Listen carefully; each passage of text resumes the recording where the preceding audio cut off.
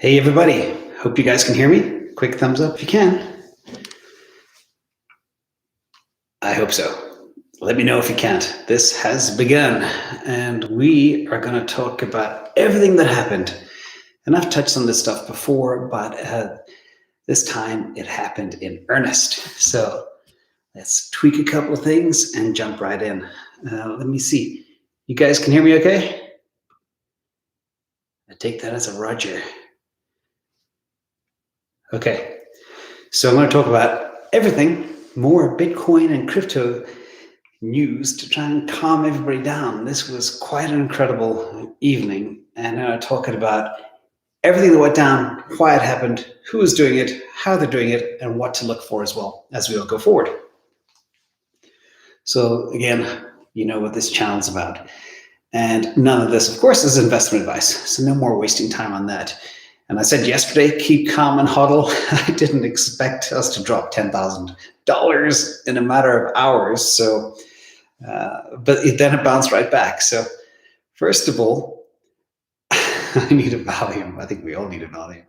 Actually, I thought about having a Heineken beer or a glass of wine during this live stream to do like a Meet George. Anyway, to jump in, here we go. So typically, and my modus operandi for my whole life has been when fear is at its maximum, when people are leaving the building, I'm running in. When the building's on fire, I'm running in. And this is the old fear and greed index for Bitcoin. As you know, we are almost at extreme fear. We are at extreme fear, but it's been lower than that in the past, but it's pretty much as low as it can go. So watch for that, everybody.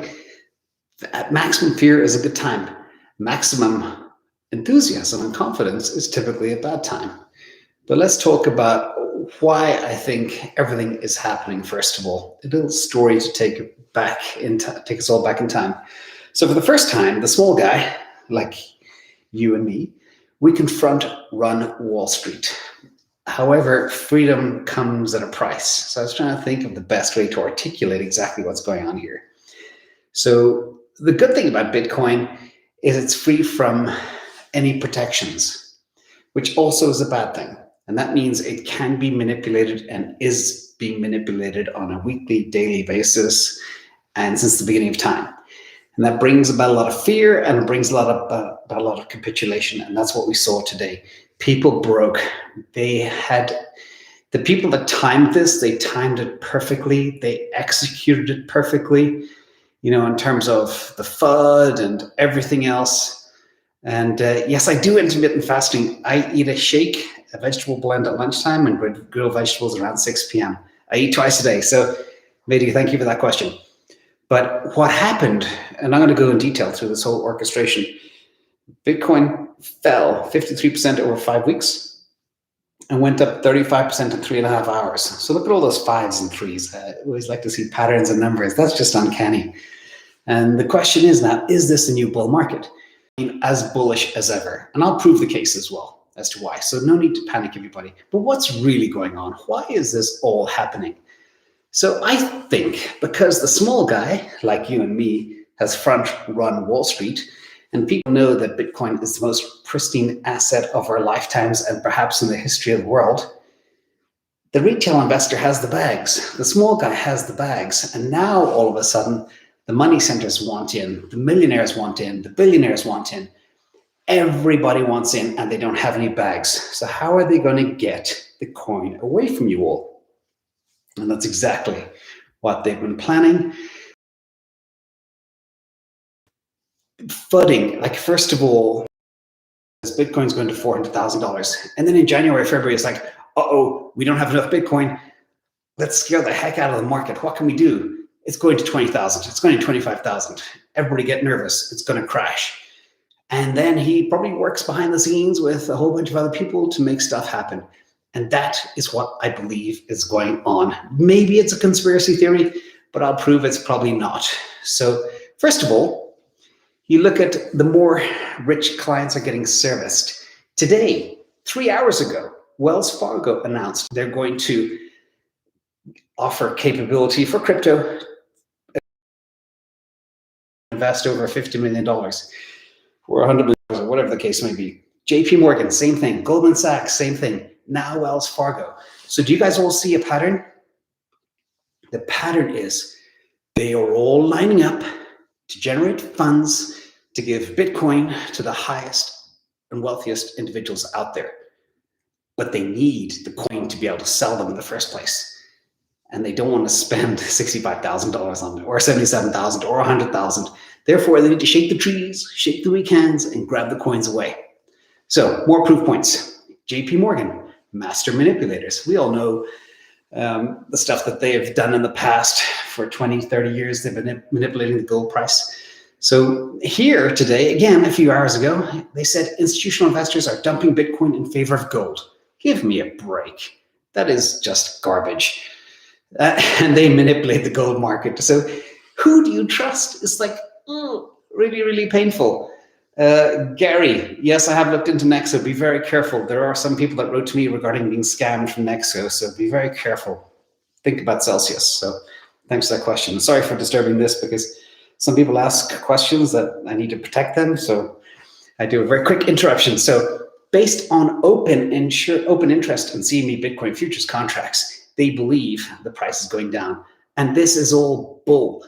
If you looked at my video yesterday, I proved that the actual contracts are 3-to-1 on the bullish side for Bitcoin. And that was before any of this happened. So long-term, medium-term, everything still remains very bullish. Now, Max Keiser came in and gave his point of view regarding JP Morgan. These guys have just finished paying $1 billion in a fine for manipulating gold prices, and now they're connecting Bitcoin to gold? Come on, it doesn't make any sense. They lowered the price target as well for Bitcoin, which isn't too bad. They said the price target's gone from 146,000 down to 130,000. So that's not too drastic, but Max Keiser was very funny, saying, nice try, crooks, trying to shake people free. But the sad thing is people are losing money, and I'll talk about more of those later. But first of all, let's talk about big firm manipulating what's going on right now. Some sound bites. This was on Reddit and has been widely publicized. And this was orchestrated a FUD campaign, i.e. China Bitcoin ban, usual stuff we've been hearing for years and years, maybe on top of, piggybacking on top of the Elon Musk stuff. And there was a coordinated dump planned for 7 a.m. UTC. And that dump, I'll show you exactly how they do that in a few slides. But once liquidated, buy all you can. And the projection is $70,000 Bitcoin next. Very clear, it's an anonymous writer, says he works for a big firm, probably Chinese based, but this is what's going on. And this is what we have to be aware of. And this is a reality today. This is really happening. Again, I am 90% sure this is the truth. I'm 90% sure everything's being manipulated, maybe 99%, but let's go a little bit deeper. So everybody was talking about the Wyckoff orchestrated pump and dump. And I was a bit of a skeptic in the beginning, but over the last week or so, and definitely today, when you look at the pattern chart and what a typical Wyckoff orchestrated pump and dump is, it makes all the sense in the world. Now, this guy came up with these theories over 120 years ago. So I just want to read some of his key quotes. When you take a wholly impartial viewpoint, unbiased by news, gossip, opinions, and your own prejudices, you realize that the stock market is like any other merchandising business. Remember, the key word here is merchandising business. It's to sell stuff, whatever it is. Buy low, sell high. Now, manipulators, even more important, can only play in markets that they can move best, so they can secure the highest possible rate of turnover of sell it high. Real simple, like merchandising. This is what he's talking about. Now, going a little bit further to illustrate that this pump and dump was real, the proof, within 10 minutes, 20,000 Bitcoins are moved off the exchanges after the crash, after the dump. This has never happened in the history of the world. And this proves the big institutions are jumping in, they are buying, and they're moving to cold storage instantaneously, okay? So they managed to pull 20,000 Bitcoin, or a hell of a lot more amount of time. And do they do this? So this is something that, how are these things orchestrated? Well, I'll give you a simple example of what I would do if I had $100 million to spare and I could take that type of hit. You need to do it with severe numbers to get a big impact. So you borrow $100 million of Bitcoin at 10-to-1 leverage. You could even do 100-to-1 leverage if you wanted. So assuming 10 to 1, that'll cost you $10 million. You use 10 million of cash to build a 10 to 1 short position at the same time and say a strike of $50,000 per Bitcoin. Then immediately, the $100 million of Bitcoin you have, you dump it on the market, but you wait for the right time. You wait for the maximum FUD to be in play. You wait for people to be nervous, and you wait for liquidity to be low. And that dumping 2 a.m. in the morning, you don't know when it's going to happen. Okay, so they dump it. They dump 100 million, and the Bitcoin price dumps, say, 5,000 or 10,000, like yesterday. Then they cover the short, profiting 60% in gains, and they buy the Bitcoin back cheaper than they bought it. So for that little investment that they borrowed, and this happens over a period of a few hours or a few days, you can make $20 to $30 million on a $10 million investment very, very quickly. So this may sound like double Dutch to some of you, but it's actually really simple. And it's the manipulation that's been happening for decades and decades and decades in other markets. We're talking copper, palladium, gold, cotton futures. It's the easiest playbook in the world. Real simple. So anyway, that's how they do it. Now, there's other tricks that they pull as well that I want you all to be familiar with. So there are things called hidden orders, where they do things off market so people can't see. There are also spoof orders. These are fake orders where people say, oh, I'm going to buy 10,000 Bitcoin, but they're not really going to buy it. But they drive the hype. That's the way they can drive things up or down. If they say, I'm going to sell 10,000 Bitcoins. Then there's wash trading. That means they use multiple exchanges to orchestrate big kind of attacks to drive this cascading of selling very quickly. And then they force a liquidation that leads to a cascading of selling. Now, what I want to tell you all as well, these guys that do this, or these companies or whoever they are, they know where the long positions are, where the strikes are, where the levered investors are that invest in Bitcoin. They go long on margin, like 10 to 1 or 100 to 1 on Bybit, and they wait. And they structure their positions to wipe these people out very quickly and with absolute surgical precision. It is orchestrated, it's completely manipulated, and everybody knows. And then what happens next? It's real simple. The whales feast. So the sell-off flushes out the traders that are using excessive leverage. That's why I don't use leverage on crypto, because I know how dangerous it is. I do use leverage on equities because it's safer. And well-positioned traders and large entities with dry powder, and if you've been in this channel for a while, you know I always say, keep some dry powder. They buy the dip promptly. They know where the bottom is. They know they're going down to 30,000, and they have all the buy orders ready at $30,100, and they jump in and they buy it all. Then they dump all their Bitcoin that they bought, take it off the market, put it into cold storage in a span of 10 minutes. Okay? And this is just Bitcoin. Everything all across the board. So everybody, this is a wholesale manipulation. But there's some good news, and that's coming. But before I give you the good news, I'm going to say, do you want to give your coins to this guy? Does he look like he needs more Bitcoin? So let me explain one more time how it all happens. So the market gets beat to hell. Then there's more beatings. There's more FUD. Then there's more FUD. And then the bargain buyers buy panic. Then the panic sellers sell at the lowest price. Then everybody capitulates. Then the big money piles in, and this guy.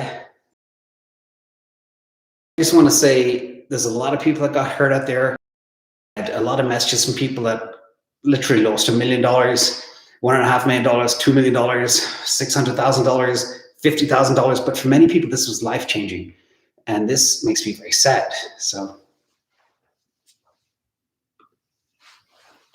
a moment of silence. There's people that are probably going to end up getting divorced because of this, and it's just nasty. But you gotta really realize that this happens all the time. So just belong, you know.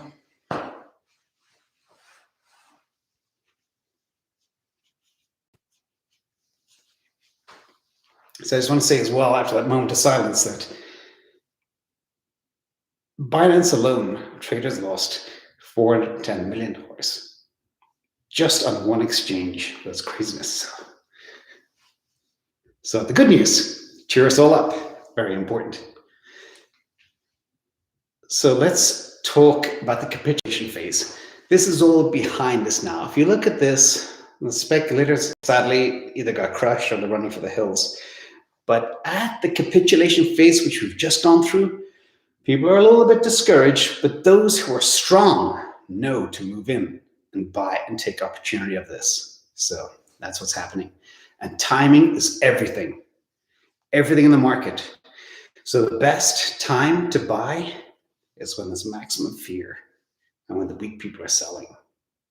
Real average, which is approximately $40,000. And we are very close to that right now. We're about 39,200. So we need to get above that 40,200 day moving average level. That will be the new support. We crashed below it because it was manipulated. Once we get above that, then people can rest easy. So that's the first piece of good news. We're there. Look at where we are. Look at the past. This bull market's not over. I'm 99% sure of that. 1% could be, but I don't think so. The macro backdrop is far too powerful. So just think, we're maybe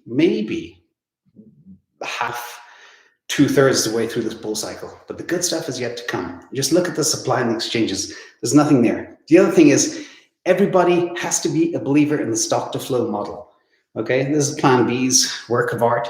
It is perfect. Look at how aligned it is. Never in the history of the world has it been this accurate, this close to the line than now.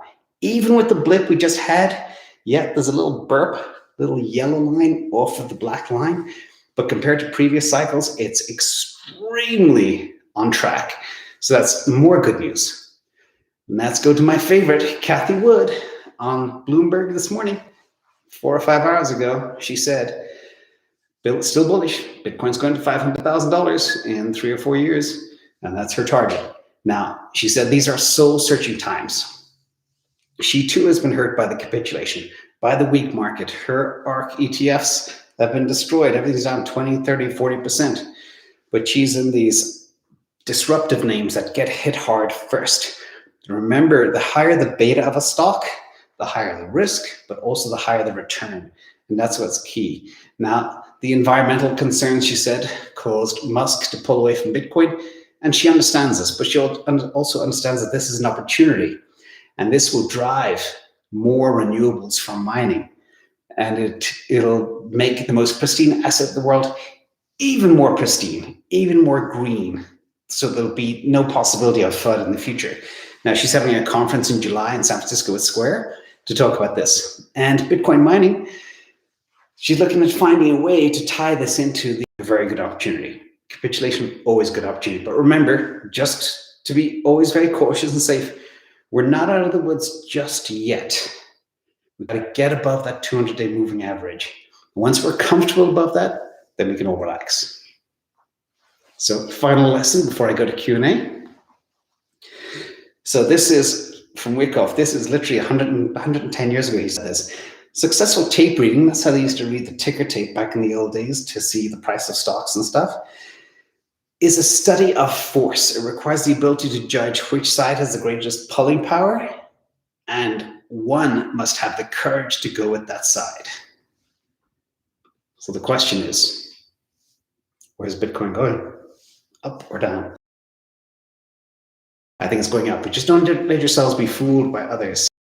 Hope you like this content. I'm going to open this up to some Q&A with you all right now. So I'm going to pop open the questions and see what we got. And first of all, I hope everybody's doing okay. I know we got destroyed. And let's see what's going on with the team here. And I hope I didn't miss any key questions. I'm going to scroll up real quick and make sure I didn't miss any super chats. So from Hidden Rage 1, this will pass. This is Bitcoin today. Today's opportunity. Yes, well said. It is a big opportunity. Remember, look at the guys that are taking the crypto off the market. Look who they are. Look what they've been doing for hundreds of years. They're trying to get ahead of the retail investor, and they need to get their hands on Bitcoin.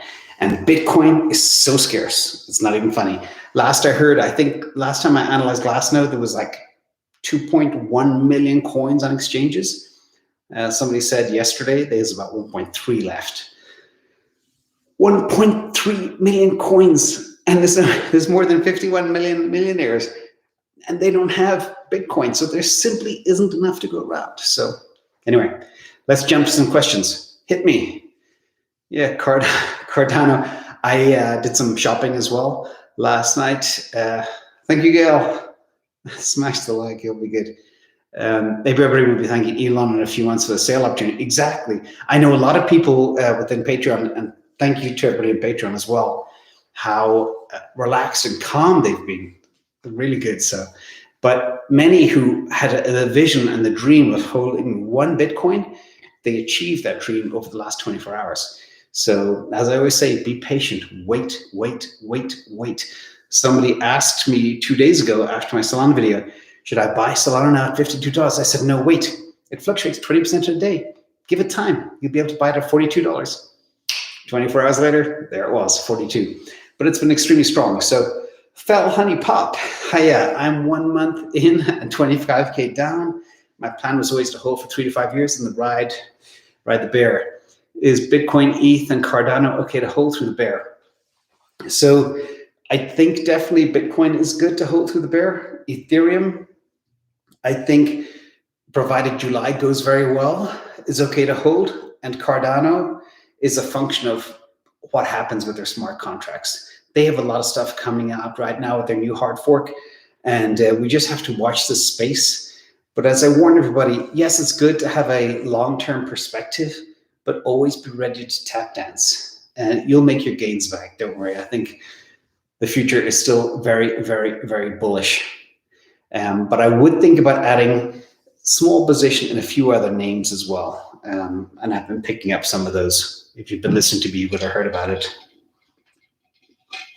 Names like Solano, BNB, etc. They're very good to hold.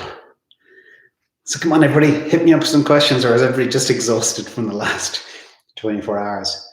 AMP is the future of all payments. Yeah, a lot of people say XRP is too, but we'll see. My take on MicroStrategy, again, that guy Michael Saylor keeps on buying every week. Every time he's got $10 million, he buys more Bitcoin. He bought the dip a few days ago, or 2 days ago, and I know he's trying to find money right now to buy more. It's the same thing. As Bitcoin rebounds, MicroStrategy will rebound. It's already way undervalued. So I still hold a lot of MicroStrategy, and I'm not selling at all. So this is a question from Nate Visuals. I bought Solana at 39. Was that smart? Let me see. Checking the quick price right now. I wonder when that happened. So, yeah, no, it's 39. It's a very good price. Very smart indeed. Yes. So there's always a lag sometimes between how certain things react, like the lag between Ethereum and Cardano, the lag between Solana, etc. I was actually looking at Polkadot myself because Polkadot just took a huge dip. I was actually watching Solana early this morning and how it didn't take any hit at all. I think 39 is a very good price. I'm into Solana myself. My average cost is about $41 right now. So you have it cheaper than me. It's a nice one, Nate. Good job. Alex Castillo, when do you think the bull run will end? So I'm torn on this one. We've had this little interruption in the middle, which is normal. But remember, the big money, the money centers are coming, but they're coming in July. So I expect a lot of money to come in, and this money will continue to flow. It's not going to be everything in July and August. It's going to continue for a long period of time. And combined with that, you've got this whole revolution in the area of DeFi, which I'm very, very bullish on. So I think names like Ethereum could technically, I'm not saying it's going to happen, but there's a 10 or 15% chance they could go blast right through any type of bear market and continue upwards because of the disruptive nature of what they are now capable of. I would not want to be a traditional bank right now. It's a very nervous time for them, for sure. So Eleanor Goldsmith, 99% of people will be able to navigate crypto. How do you see the man on the street using crypto in the future? I disagree with that. So if you look at the amount of people that have something like a PayPal account, they have the ability to buy crypto. A Square Cash account, same thing. There are now way more on-ramps than there were back in 2017. So the man in the street does have access to crypto, they can buy it at a Safeway grocery store from an ATM machine. So it's everywhere, and you'd be surprised who is actually buying crypto. Like the old story was, I was in line at Home Depot a few weeks ago, and there was two guys in front of me speaking Spanish, and they were talking about Bitcoin, and they want to buy it. So again, everybody's in. Yeah, ICP, good old Morris, a question, too late to hop on ICP. I've been looking at it. It looks like it started very high and it's gone even higher. I haven't done a full detailed analysis of it yet with price predictions. So it could be. My investment philosophy is always to try and buy before the big runs and not get in after it's already run, because the odds are stacked against you. So very good question. It could be too late, but I am looking at ICP. I hope to have the analysis done within a week or so. Stay tuned for that. Rishi Singh, the double top theory, 2013 bull run, looks to be in play along with the lengthening cycle theory in this bull run. Can you comment this? Yes. In fact, I made a comment on Patreon or Discord this morning that I was actually given a tremendous amount of confidence in this pullback because it resembled exactly what happened in the two previous bull runs. So as you correctly say, everything is still happening. We're probably half or a little more than half through this bull run. And I think the impact of the bull run will be a lot less, especially for Bitcoin, because of the supply of Bitcoin is so few. And the demand is about to explode. I always talk about that tsunami of money. People call it the wall of money. That's coming. And the people that are buying Bitcoin now, they're not going to buy it to speculate. They're buying it for their families and their children and their grandchildren and their estate and everything else. So that type of money that comes off, like those 20,000 coins that left the market in 10 minutes a few hours ago, they're not coming back. So I think, I don't want to sound too bullish, but this bull market has a long way to go. And it may not dip as bad as previous ones in the past. So thank you for the question. PG, thank you for your Canadian dollar contribution.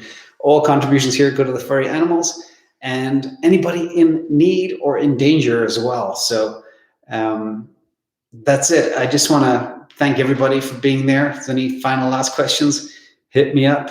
I'm looking at the market right now. Cathie Woods bought a truckload of Tesla today. This is a buying opportunity. This is why I always urge people to have some dry powder. Binance is looking really good. Again, we're not out of the woods. There's still some more selling to go. But I think my gut would tell me the Bitcoin selling is close to being done. And that should rebound first, and then the rest will go. Aave loans, yes. I'm doing an analysis of Aave coming up, and I think that is a top-notch operation. So not a problem, but just don't put all your eggs in that one basket. Mehdi, thank you so much. You are awesome. Everybody's awesome. Just be safe out there. Take care of each other. And remember, the future is very bright. So big thank you, everybody. I'm going to hang up now and get back to work. See you guys on Patreon, and I'll see you in the comments below. Let me know what you want to hear about next. And sorry about the agenda this week. I got to get back to my Investor 101 Beginner Series and get back on TA as well and analyze more coins for you all. So big thank you, everybody. Take care. Be safe.